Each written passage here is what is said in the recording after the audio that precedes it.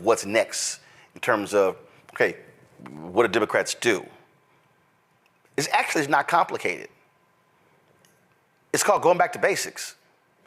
And what I mean by going back to basics, what I mean is you look at the map and you cannot examine the map from a national perspective. And everybody listen to me what I'm talking about. So if I sit here and look at, like I was just reading a story. So Democrats were 9 votes away from taking control of the Texas House, okay? Colin Allred spends $80 million just to lose by 900,000 votes to Ted Cruz. Didn't even campaign to black people. So that was a waste of money. So if I'm sitting here looking at, licking my wounds, and I'm looking at the map, and I'm sitting here going, okay, what happens next? Because the likelihood is there are some outstanding races in California, but Republicans are likely going to take control of the House. They'll have the Senate, they'll have the White House, which means they have a federal judiciary for at least the next 2 years. So on the federal level, you can't really stop anything unless there are certain things in the Senate that require 60 votes. But I wouldn't be surprised if Republicans say, to hell with that. Damn that threshold. We're going to pass it with 51. I wouldn't be shocked at all. So you now go back to the map and go to my iPad. So you go to this map and you go, okay, and this is just, I pulled it up. This is not the actual Electoral College map, but here's what you do. You stop looking at this from a national standpoint. So what you do is you sit here and I'm tapping it. So you see Virginia right there? What I do is I go, there are elections next year in Virginia. 23 Democrats took control of the House in Virginia and they control the Senate. So what do? You focus on Virginia and keeping the House, and Don Scott remains Speaker of the House. That's what you do. There's a state Supreme Court seat in Wisconsin. Right now, Democrats have a 4-3 majority. You know what you do? You win that seat to go 5-2. You then begin to look at other states and begin to say, where are the mayoral elections, city council elections, county elections, state rep, state senate, gubernatorial, those races? That's actually what you do. You have to, you grab power where you can grab power. So let's take North Carolina. Democrats did not, Vice President Kamala Harris, and let's just talk about the white folks in North Carolina, okay? Democrats won a slate of offices, but they voted for all these people, but not the top of the ticket. That's real interesting. That's another conversation. So you now go, okay, in North Carolina on Tuesday, Democrats did not take control of the House or the Senate, but they did win enough races to reduce the Republicans, so now they no longer have a supermajority. So now the Republicans can't overrule the governor with a veto-proof majority. That's what you do. You now begin to look at the map and begin to study the map and say, where do we go to get wins? Because when the question was asked by Michael about voting, y'all, voting in America really still is a state issue, a county issue. So now you begin to understand what we go after. And that's really how folk have to be thinking. You can't be fixated on 2028, Matt, if you skip 25, 26, 27. You got to focus on 25 to then focus on the midterms in 26, and then focus on the local races in 27, and then focus on those local, state, and the national races in 2028. That's actually the path forward. Matt? Yeah, I'm sorry, Roland. I can't see you, so I apologize if I missed that cue. But me neither. I think, in any event, I think that we need to focus more on systems. That's one of the things I think you've spoken to before, and you spoke to right then, is we need to look at every aspect of it. Not only where do you get wins, but what parts of the system need to be leveraged to be successful. And like we've talked about, here in the local county that I live in, when I moved here 13 years ago, it was blue. It went almost all red this time. It's now, it used to be purple. Now it's straight up red. All these people lost. And I tell you that to say that's because the Republicans had a concerted approach to attack every single part of the system, every single element and layer of local government. They threw a bunch of money in and they just attacked every single thing. And I think sometimes what we do as Democrats is we too often focus on the outcome and trying to play the game the right way to get to the outcome, where Republicans have historically, or at least in the last several decades, focused on the systems, every part of the system. How do you change the rules? How do you get the actual, position? How do you change this from an individual to a board, and then you stack that board with gubernatorial appointment? I mean, every aspect of it. So when we have a more systemic approach, I think it will yield the results, along with the strategy of not only where do you get votes, but I think we also have to have a serious conversation about the abolishment of the Electoral College. I mean, it's crazy. I know that this time Mr. Trump did not lose the popular vote, but it's still crazy that you can have an outcome where you have a popular vote that's lost and somebody still wins because of the Electoral College. We can talk about that, in terms of a system, but in this day and age, I don't know that it serves the same purpose that it should, because we essentially live in a globalized country. It's a series of states, but having each of these little rules that applied as it relates to electors and who gets to vote and all of that, I mean, it makes it a more cumbersome process than I think it should be. And I think we need to have a serious conversation about that from a system. Well, I get that, but here's why for me, I can't waste any breath on Electoral College, because that requires a constitutional amendment. And, exactly. And that means I got to get it passed in the House, passed in the Senate, but what, 2/3? President signs it, vote. and then it has to get approved by 3/4 of all states. And let's be real state. Let's be real clear. Okay. Not gonna happen. Again, people talk about it. Let me go back to this map here. So let me go ahead and change. So Trump won Arizona, Trump won Nevada, Trump won Idaho.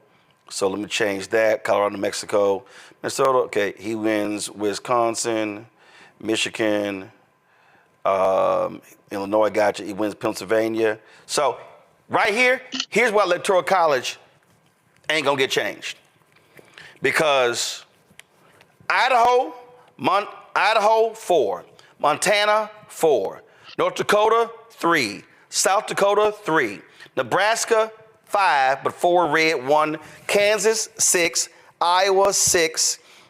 Then you got Wyoming. Again, Utah 6, Nevada 6.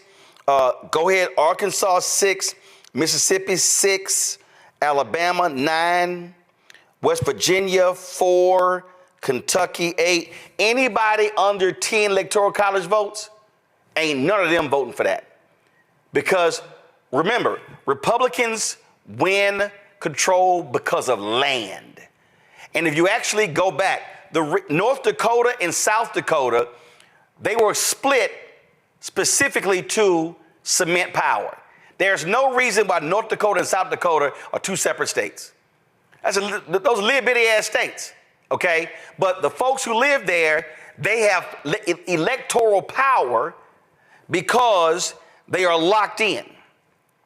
And so ain't none of them states. I tell you right now, Nevada, Utah 2, Idaho 3, Montana 4, Wyoming 5, North Dakota 6, South Dakota 7, Nebraska 8, Kansas 9, Iowa 10, Arkansas 11, Mississippi 12, Alabama 13, Kentucky 14, West Virginia 15. That's 15 of the 50 states, ain't none of them voting, because they're going to say, oh, well, no one will ever even pay attention. But here's the crazy thing. No one pays attention to those states right now anyway, because the election now is now only a 7-state thing. It's pretty much, oh, I can't win Texas. I can't win this. I can't win that. I'm just going to go ahead and ignore it. And so that's what's going on there. But I'm going to go back to this point, Kelly, why again, people are despondent, they're angry, they're frustrated, they're upset. But the reality is, you go back to basics because power is still power. Power in a mayoral race, power in terms of city council, power in terms of school districts, power in terms of county races, power in terms of state races. You have to chip away at this. Yes, Republicans in a lot of these red states have gerrymandered districts to guarantee them. But look what happened in Wisconsin. In Wisconsin, they flipped the state Supreme Court. And what happened by flipping the state Supreme Court? They ruled against political gerrymandering. Then they ruled against their ballot drop boxes. If they win in April, Democrats can go from being down 4-3 to being up 5-2. North Carolina, that was a time when North Carolina, they actually had a 6-1 majority. Then Sherry Beasley, when she lost by 401 votes, it went to 4-3. Next election, it flipped, Republican 4-3. Now it's 5-2, and they're duking out in one of the races there. And so this is where folk have to understand you can't ignore races like state Supreme Court races, because when you control the state Supreme Court, you control the people who make determinations about the laws of the state. So that's why I'm saying folk got to just reassess and go, wait a minute, how can I now look at this thing differently? Because you have to understand it starts with having power and winning power. True, but at the moment, as far as Democrats are concerned, who has power? It's the establishment of the Democratic Party, right? And on the federal level. On the federal level, yes. But I'm talking about how do you take local power, which then local power leads to state power leads to federal power. That's what I'm talking about.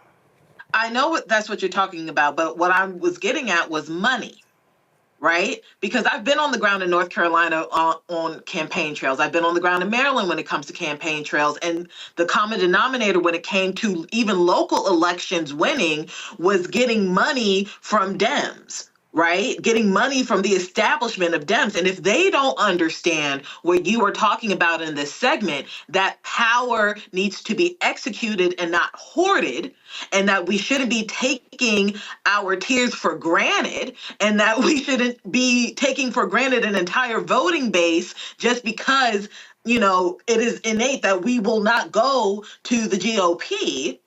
If they don't understand that, then I don't know if this is going to happen. Hold on. Right? Hold up. But you said North Carolina, right? Mm-hmm. But it did. What I'm actually talking about, that actually happened this year. This year, Republicans right now have a supermajority in North Carolina, meaning they can override any Democratic veto. Democrats focus on state races. They were able to break the supermajority. They won. Give me 1 second. Let me pull it up. Let me find it. Timeline. Give me content. Let me pull the data up. What you actually saw, results and data. Come on. Let me launch the election results dashboard. Okay. Election. So when I look at North Carolina this year, display results, office, Council of State. So when I look at, go to my iPad. This is the actual results in North Carolina this year. I can't see anything. Okay, I'm not sure. Guys, y'all figure out why they can't see, but I'll tell you. In the governor's race, Josh Stein, the Democrat, won governor. Lieutenant governor's race. Remember, you have a Democratic governor right now, Roy Cooper, and a Republican lieutenant governor, Mark Robinson. Well, with the election, there's now a Democrat lieutenant governor. The attorney general in North Carolina is Jeff Jackson, Democrat. Mm-hmm. The state auditor is Democrat. Agriculture commissioner, the Republican won. Commissioner of insurance, Republican won. The commissioner of labor, Republican won. Secretary of State, Democrat won. Superintendent of public education, Democrat won. And the treasurer, Republican won.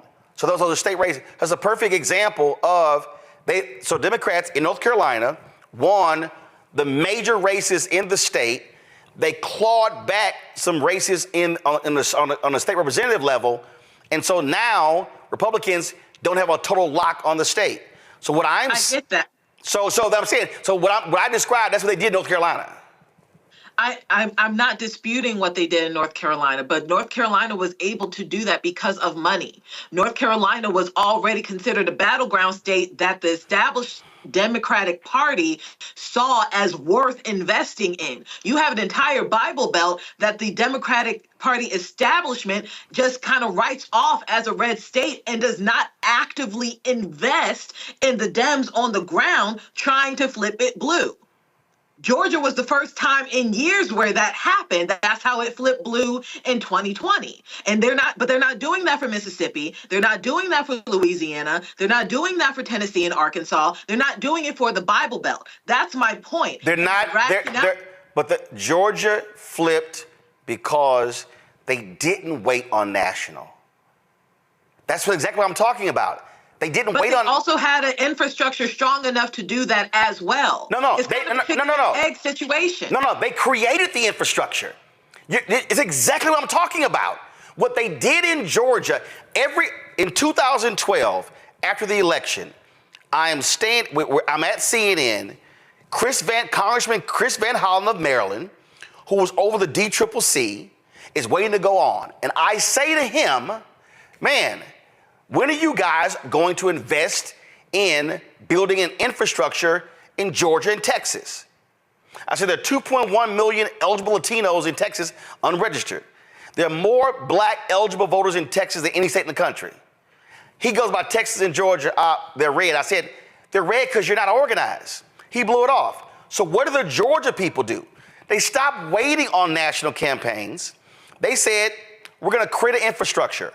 We're going to go raise the money, and we're going to do it. And what I'm laying out here, Michael, while people are sitting here, you see Gary Chambers with his videos as well.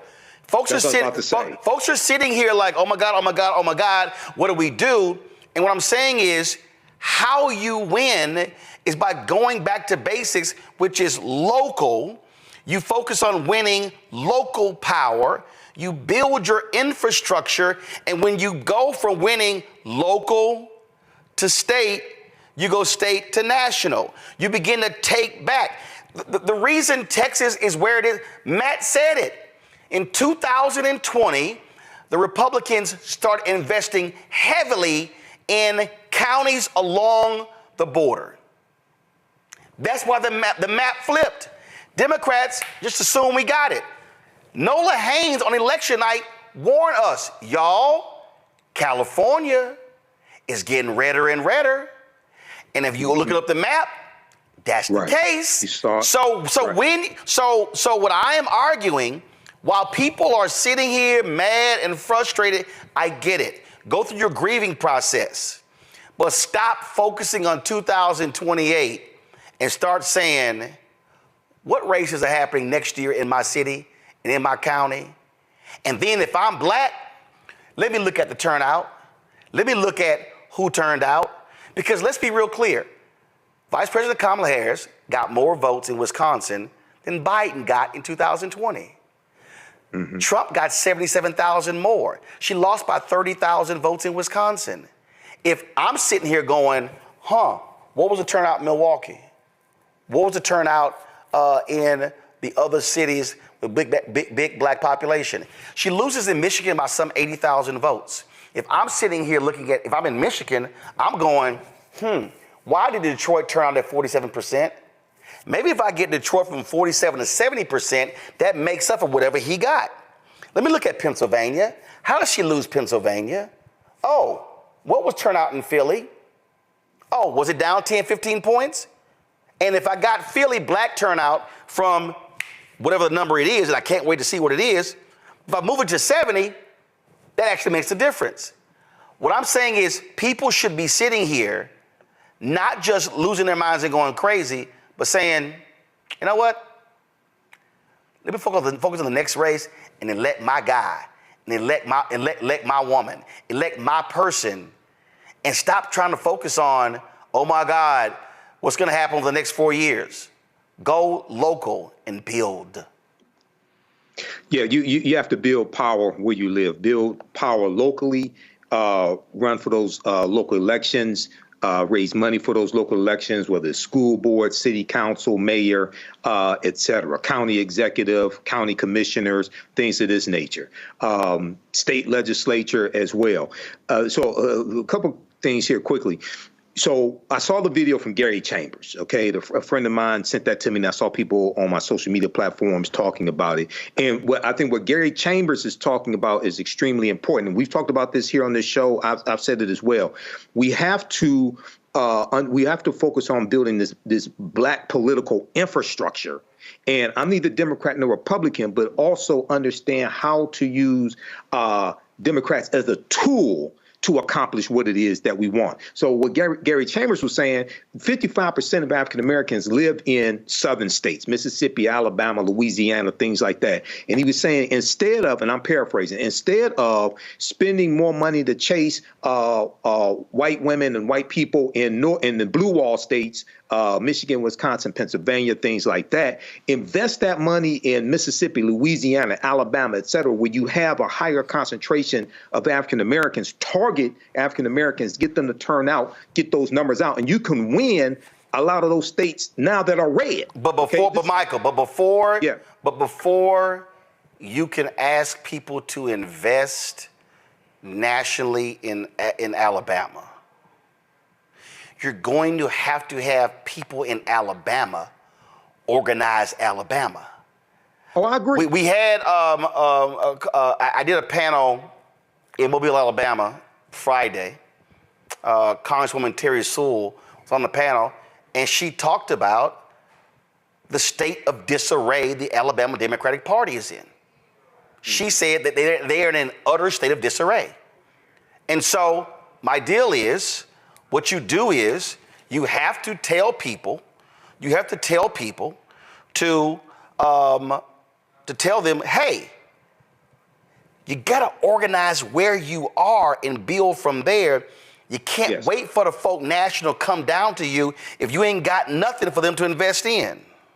I agree. And I think what Georgia did when they built that infrastructure in Georgia, Stacey Abrams and Nsé Ufah and the rest of those activists down there, I think that can serve as a model for us to replicate in other states, but especially those southern states that have a large African-American populations. Okay, but I totally agree. You got to build that infrastructure locally. Right, but see, so what I'm laying out, that's, again, that frustrates people, is that what I hear from people is, oh my God, what do we do? Oh my God, what do we do? And they're frustrated, and I get all of that. And what I'm saying is the way you do this is in terms of how do you organize local, and it's just. This is, I look at this here, Matt, and I guess the reason I'm stuck on this, because I'm the son of two people who co-founded a civic club in our neighborhood. So there's nothing more local. There's nothing more local than a neighborhood. Because I always say, nation, state, city, block, street, house. That's literally in terms of how we're built. And I saw how they wanted to transform our neighborhood of Clinton Park. And they transformed the neighborhood by first saying, I need to get with like-minded people. Then like-minded people said, we need to create an organization. And then like-minded people created the organization. It was the Clinton Park Civic Club. They met in houses. They then went, okay, what are we going to work on? Well, first thing we're going to do, we're going to do a trash pickup.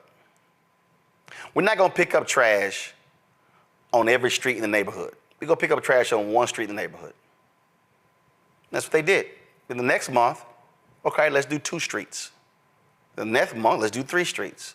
Then they went from picking up trash to saying, and we got these abandoned houses turned to crack houses, overgrown lots. Who's over that? Who controls that? How does that get taken? Oh, is that city, is that county? Who condemns the property? Oh, you know what? We're going to go, got it. Then they focused on that. Then they said, well, you know what? Man, we did this and we did that. That worked out. You know what? We really need some stepped up police patrols. Well, who's the police commander over this in the community? Who is he? We're going to meet him. We're going to get his number. We're going to talk to him. So when we got a problem, we're going to call directly to you. Now, they weren't saying, call a governor, call a county judge, call a mayor, no, it was, let me look at it this way. And then when it came to, they said, well, you know, we want some new sidewalks, and we want some new sewer systems, and we want some new street lights, and we want the park refurbished, and we want that old firehouse turned to a senior citizen center. Oh, city council member said, get all that bond election. Okay, let's petition it. Guess what happened? It was added to the bond election. Bond election, what do? They campaigned in the neighborhood for the bond election. Bond election passed. Guess what happened? New streets, new sidewalks, new sewer system, park got refurbished, senior citizen center got rebuilt. That's how that community changed. Now imagine multiple communities in a city. Now you're talking about your city changes. And so I just want people who are watching and listening to understand what I'm describing. This is literally how politics works as well.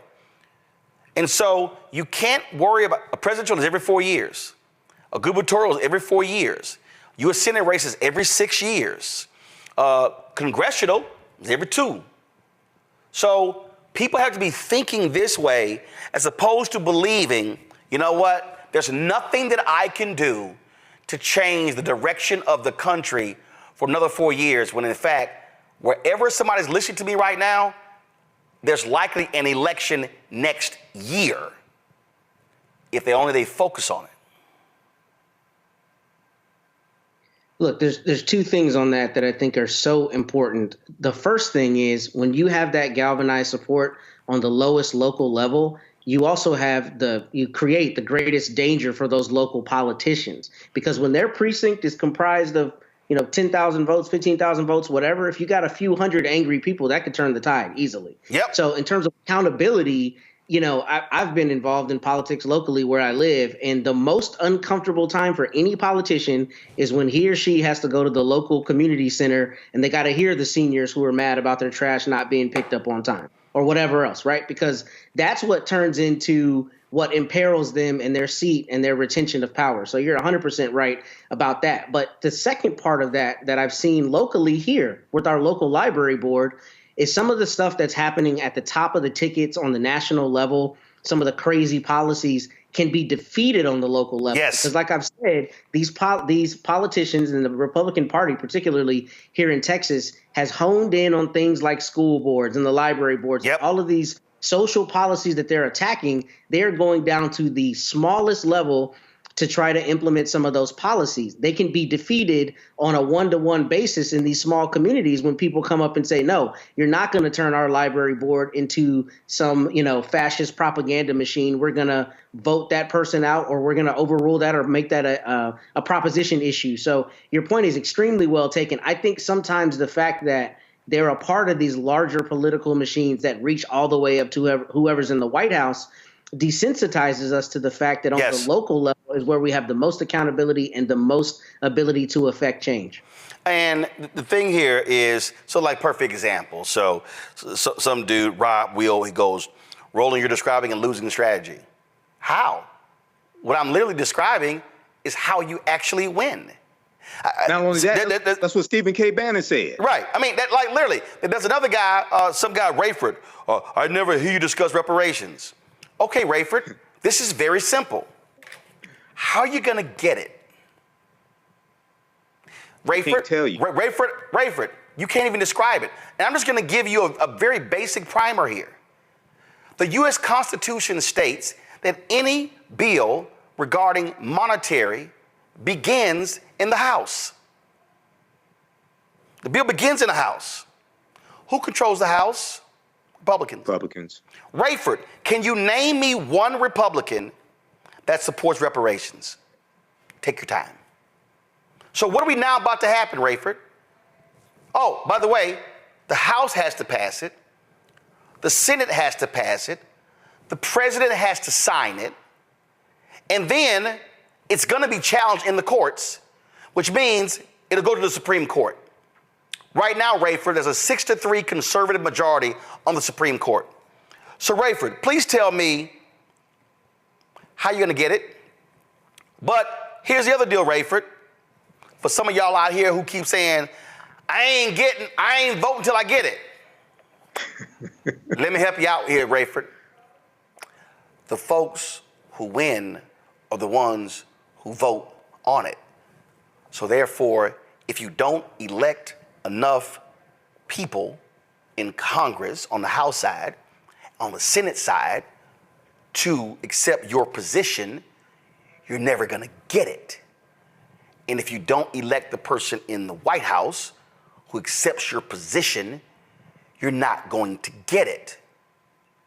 So again, please tell me how you're going to do it. See, that's why some of y'all just throw some stuff out. Yes. And y'all just like, why this ain't happen?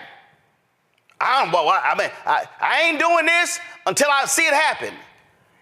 It's not gonna happen if you don't vote, because the people who get elected are the ones who voted up or down. Yeah. Can I address that, Roland? Yeah. I actually did Go ahead. I actually did a presentation for the Detroit Reparations Task Force, and they asked me to do it. Okay. Most people that talk about reparations, and I may step on some toes, but I really don't care. Most of them don't understand reparations. Okay. The root concept of reparations is to repair damage that was done. Okay, you first have to analyze the actual damage that was done and the laws and policies put in place that inflicted the harm to understand what you're trying to repair. The structural inequities that exist today, they are the legacy of slavery. Okay, when you deal with the 8-to-1 racial wealth gap, when you deal with the home ownership gap, things of this nature, when you deal with the legacy of African American farmers losing their land, things like this because they were discriminated against from the U.S. Department of Agriculture, et cetera. When you look at the $2.2 billion that went to African American farmers and farmers of color that was in the Inflation Reduction Act to start to address decades of discrimination. That is part of repairing the damage. No Republicans in the House or the Senate voted for the Inflation Reduction Act. OK, so you have to understand how to attack the structural inequities that exist today and put laws and policies in place to do that. Just thinking that you're going to get cash payments or get 27 trillion, whatever the hell number you want to put on it, that's not going to happen. Because also, when you study Title VI of the 1964 Civil Rights Act, Section 601, non-discrimination and federally assisted programs, race-based policies are illegal at the federal level. So thinking that you're going to get massive cash payments, trillions of dollars for the descendants of African Americans, that's not going to happen. It's not going to pass the House. It's not going to pass the Senate. You need 60 votes in the Senate. No Republicans support reparations. OK, then if somehow it does pass and gets signed into law, it's going to be overturned by a 6-3 conservative Supreme Court. So people really have to understand the process of how to repair the damage that's been done. But a lot of this stuff out here, and I'm just going to be honest, I don't care who doesn't like it. A lot of people are pimping reparations, and they're preying on Black people's emotions out here. Now, you do have a lot of African Americans, I know them, who are very sincere and they've been involved in the struggle for decades. But you also have some reparations pimps out here as well. You got to be able to distinguish the two. Kelly, here's very interesting. See, this is why I love when I love these people who assume that, that I don't pay attention to the comments. Oh, but I do. So Peter Groff posted this in our chat. He said, what Roland Martin is describing is exactly what we did in Colorado in the early 2000s, and the state has been blue for the last 24 years. We built a local infrastructure first, then the DNC came in. When I hit 3 churches in Detroit on Sunday, what I said to them was, you literally have power if you use it. I talked about hitting at 70%. When I was in Mobile, Alabama, legal folks fought to create a 2nd district, but it's an opportunity district. It's not a black district, but 45% of the district is black. Shamari Figures wins that seat. He didn't win it by a lot. I think it's about 5,000 votes, but he won it. And so how do you keep winning it? You keep voting and holding the folks accountable. And so then we start talking about, again, local races and building infrastructure. A lot of our people, and I heard this because I was in Milwaukee, I was in Detroit, I was in, again, Mobile, Alabama, was in North Carolina, was in Pennsylvania, was in Texas, was in Ohio, was in Georgia. And people would often come to me and they would be frustrated and they would say, oh, these things are not happening and these are not happening and we can't get investment and we can't do this sort of stuff. And I told them what we did with Win with Black Men. And I had a brother say, well, yeah, but I need you to do the call. I said, why do you need me to do the call? Yeah, because see, a lot of folks know you. I said, do you know 30 brothers? Yeah. I said, well, then do your call. And he looked at me like I was crazy. I said, yeah, you should do the call right where you live with the 30 brothers and have the 30 brothers invite at least one brother each. And y'all second call is gonna have 60 brothers. The thing for a lot of people is they actually don't, it's getting them to actually believe that they can be empowered to change this game without asking or without waiting for permission. Yes. Seize the power. Hold on, Kelly, go ahead. I'm sorry, yep. I certainly see your point. I just think that a majority of Americans in general, not just Black Americans, but any marginalized group, is tired of having to do it themselves, right? Like, your examples so far include those who either already have money, already have a wherewithal, already have a mindset to change. But actually, that's not true. My parents didn't have money. The example that I described of the 7 or 8 people who started the Civic Club, only one person went to college. A brother went to Rice University. These people didn't have money. Now, you're right. They had a desire to change, but their desire was a very small one, and it built from there. But they didn't have money. They didn't have money. Sure. I mean, I remember hand making signs, so I know they didn't have money. I understand what you're saying. And I'm not trying to come up with excuses. That's not where I'm getting at with this. But those who actually need the change don't have that mindset. So how do you reach them? Easy. Or do they just get left behind? No, we have this very conversation, and then people spread this conversation and people take it. In fact, somebody else commented, they said, oh my God, my sister, she met Roland. This is exactly what they did. I've literally traveled the country and met people who watched this show who said, we did exactly what y'all talked about and it worked. So part of the problem, I think, is that we're not having this granular, small, local-based conversation enough. It's always this national discussion where you got to raise $100 million and then otherwise it can't work. I just think we have to encourage people that wherever you are right now watching or listening, you literally can change the political environment where you are, but you have to start to get with like-minded people and just start. But you don't need a lot of money. You don't need big name. You don't need concerts. You just gotta actually pull enough people together to say, yo, y'all care about the same thing? Well, man, let's go and change this. I just want people to start. Yeah. I just want people not to be so frustrated that they think they're powerless. And that's what I mean. Right. Can I say something? Go ahead. I think... But go ahead. I'm sorry. And then I'm coming back to Kelly because I have to ask her something. Go ahead. I think at the root of this, Roland, a big part of this is that African Americans have to think that they are worth fighting for, okay? Because when you consume music and imagery that dehumanizes you and calls you all types of derogatory names, things like this, you think, some of us may think that we don't deserve to have more, and this is just how it's going to be. So you first have to have the mindset that you are worth fighting for. And this is worth fighting for your children, your grandchildren, et cetera.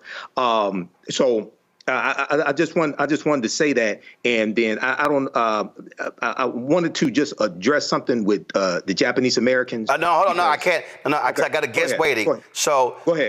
Go ahead. So there are a lot of black agents, a lot of students, and we don't know, Kelly, whether this is emanating from the FBI is investigating. There's text messages going around. People are getting saying, show up at the plantation on a certain date, whatever. And there are some college students that I've heard from a lot of different people, and they've been saying that, oh my goodness, these young folks, they're scared about what's going to happen.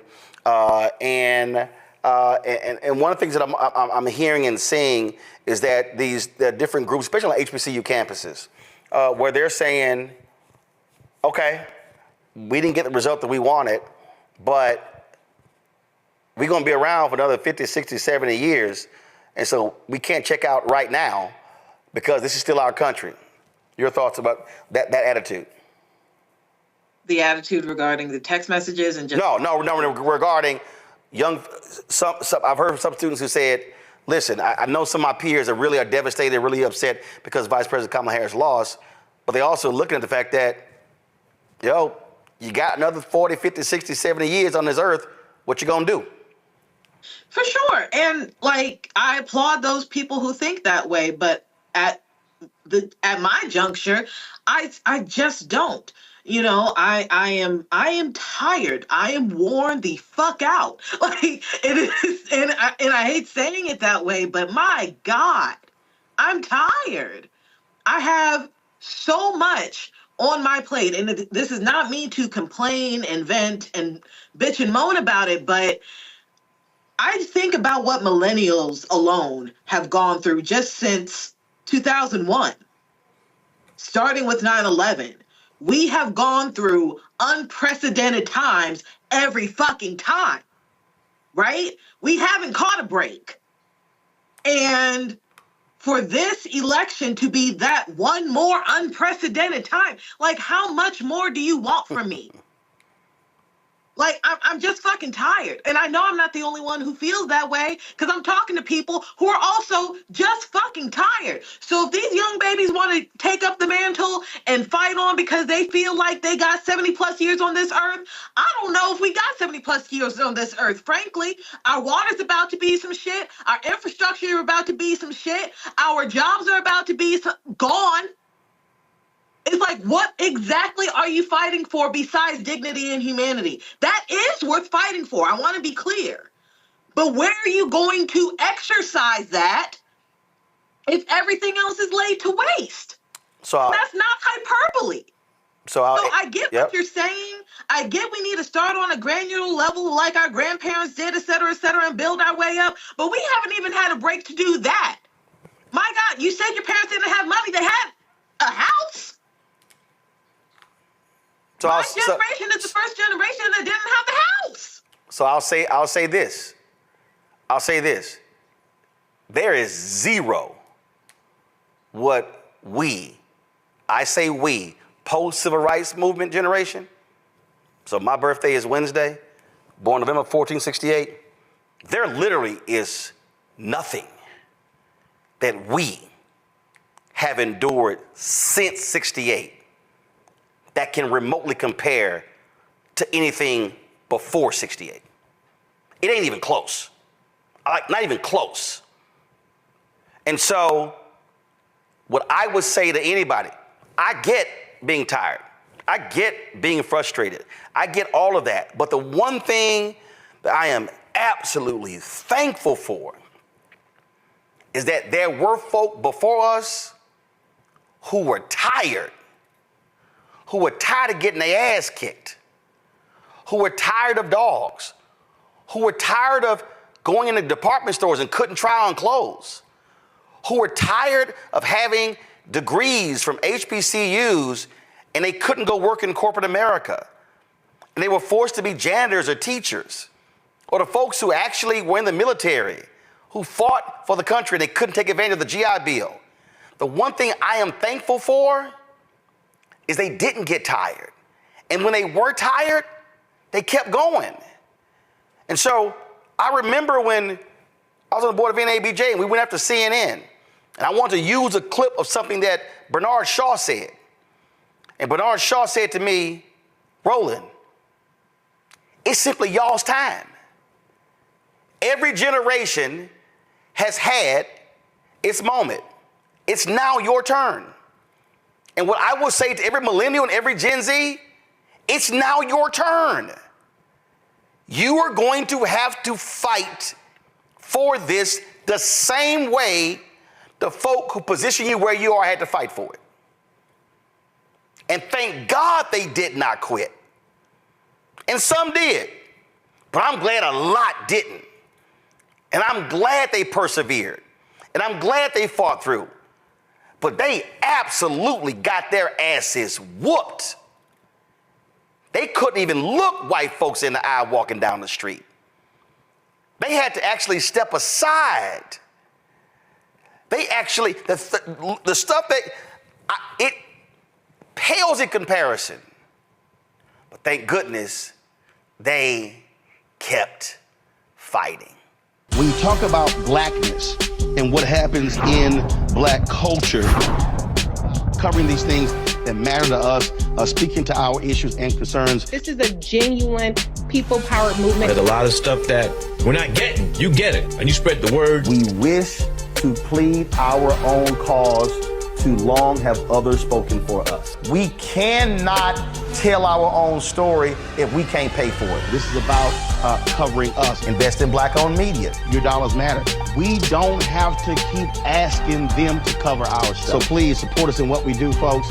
We want to hit 2,000 people, $50 this month, raise $100,000. We're behind 100,000, so we want to hit that. Y'all money makes this possible. Checks and money orders go to P.O. Box 57196, Washington, D.C. 20037-0196. PayPal is R Martin Unfiltered. Venmo is RM Unfiltered. Zelle is Roland at RolandSMartin.com.